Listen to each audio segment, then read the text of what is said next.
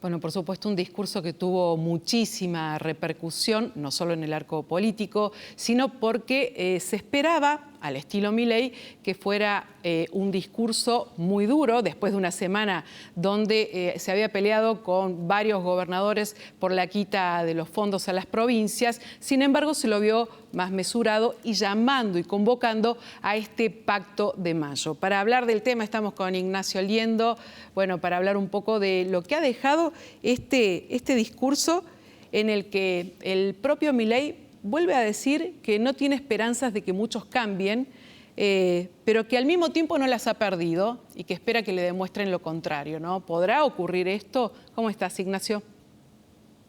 ¿Cómo te va, Silvia? Un gusto escucharte. Bueno, mira, lo hablábamos el otro día con Adrián en una entrevista de este tipo. Lo que necesitaba Javier Milei era recuperar la iniciativa política después de haber sufrido dos fracasos con los recortes que sufrió su decreto 70 y el fin del tratamiento en extraordinarios de la ley Ómnibus.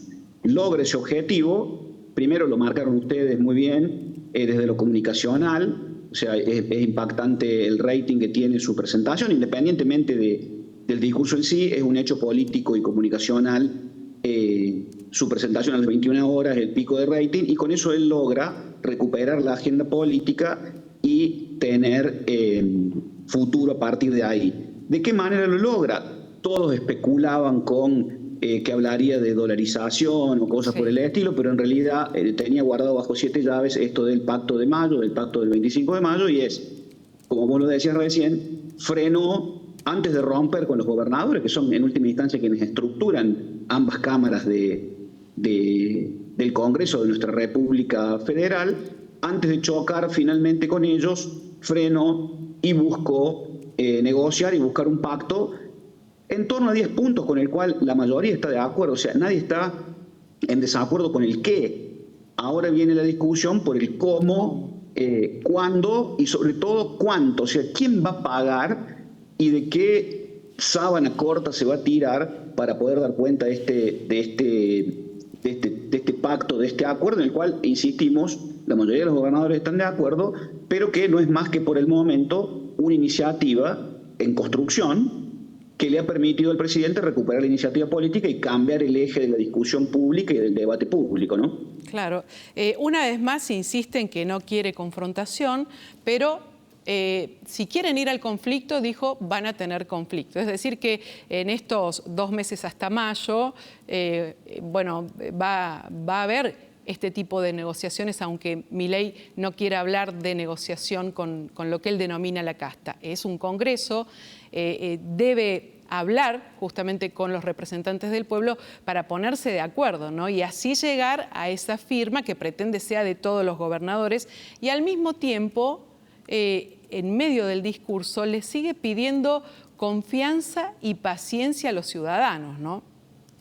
Sí, bueno, ahí son concretamente 2 elementos. Sí, discúlpame el juego de palabras, acá hay una cuestión de fondo también que tiene que ver con el Fondo Monetario Internacional, claro, que es quien ha pedido para que pueda acordarse ese nivel y puedan venir fondos frescos y estructurarse un programa que este año es complicado en términos de vencimiento, tanto con acreedores privados como con acreedores institucionales. El fondo pide seguridad jurídica y el decreto y la promoción de la ley Ómnibus, como Milei lo hizo, no generaban seguridad jurídica, por eso el fondo necesita leyes y esas leyes hay que tratarlas en el Congreso y por eso busca negociar, por más que rehúse a la palabra o rehúse al formato, lo va a tener que hacer con los gobernadores, insisto, está en construcción y van a tener que llegar a una serie de acuerdos donde va a haber, como vos dijiste, de aquí en adelante un toma y daca y sin duda no va a estar exento de tensiones. Eso por una parte. Y por otra parte, él se sigue apalancando fuertemente en la opinión pública y en un sector amplio de la sociedad que si bien ha descendido en su apoyo, en su consideración, en la efectividad de sus medidas, en el marco de un ajuste verdaderamente muy potente, sigue teniendo un fuerte apoyo a nivel comunicacional, a nivel de redes, a nivel de opinión pública. Entonces él se apalanca ahí para de alguna manera presionar a los gobernadores y intentará llegar a esa negociación previamente habiendo tratado de imponer el corpus fundamental del decreto y la ley ómnibus. Lo cual no quiere decir que lo vaya a lograr, porque como bien vos dijiste y estamos conversando, va a haber ahí un espacio de transacción con los gobernadores y vamos a ver hasta dónde se llega a ese 25 de mayo. Pero por lo pronto, la agenda política y mediática y de la opinión pública está ahí, el debate público encaminado hacia esa fecha, ¿no? Claro. Ha comprado tiempo. Bueno, habló como es su estilo, fiel a su estilo, pero a diferencia de otros discursos que hemos escuchado de presidentes, que muchas veces se habla de la herencia recibida, de los que le hicieron daño al país. Sin embargo, esta vez le puso nombre y apellido, ¿no? a los que él dijo le hicieron daño al país. Sí, fue muy claro, puso 4 o 5 nombres y apellidos claramente identificables en la opinión pública y buscó polarizar ahí, o sea, lo que él está construyendo es una nueva polarización, una polarización con lo que podríamos denominar el kirchnerismo, y de esa manera no solamente genera una polarización que es propio de la política argentina en los últimos 15 años y es propio de estos nuevos movimientos de derechas a nivel mundial, del cual Milei forma parte de alguna manera, sino que también de esa manera dejen offside al PRO o dejen offside a las fuerzas que anteriormente representaban a la centro derecha. Entonces de ahí no solamente polariza y genera un adversario por una parte, sino que también subsume a los antiguos adversarios de lo que ahora él identifica como sus claramente adversarios con nombre y apellido. Ahí está el juego maniqueo de la polarización. Los obliga a rearmarse a muchos de los que no estaban del lado de la libertad avanza, ¿no?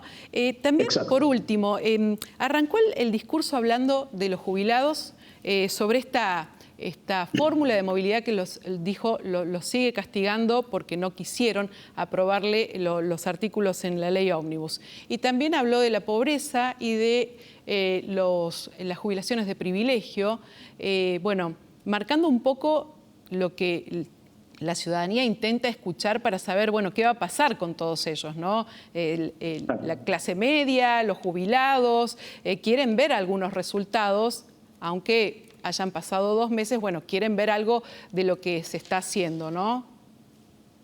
Mira, ese es un tema crítico, Silvia, porque me refiero al ANSES, ¿no? O sea, todo lo que representa el ANSES es, desde el punto de vista del gasto público, el ítem más grande del presupuesto nacional y es lo que está en observación siempre de quienes tienen a cargo la función ejecutiva, la administración pública y, por supuesto, también el Fondo Monetario Internacional está viendo ahí porque es uno de los principales ítems, el más grande, el más abultado del gasto público en términos de volumen, de número, de recursos. Entonces siempre está puesta ahí la visión de los que intentan hacer política, porque ahí es donde está la principal cuestión, o al menos la llave de bóveda para generar transformaciones.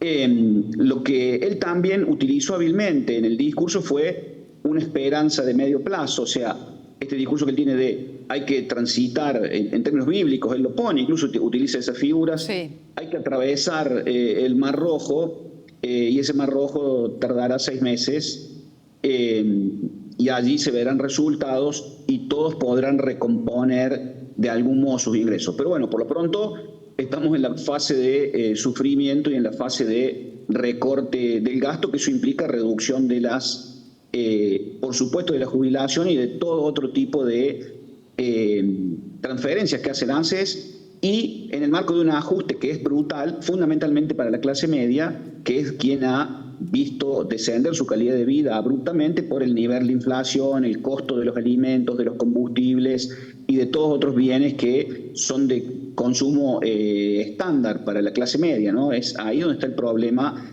donde políticamente puede ir perdiendo, de hecho lo está ocurriendo, puede ir perdiendo su apoyo, y hay que ver si puede funcionar 6 meses este modelo sin que la calle hable de otra manera, ¿no? Bueno, ¿y cómo se llegará a este pacto el 25 de mayo?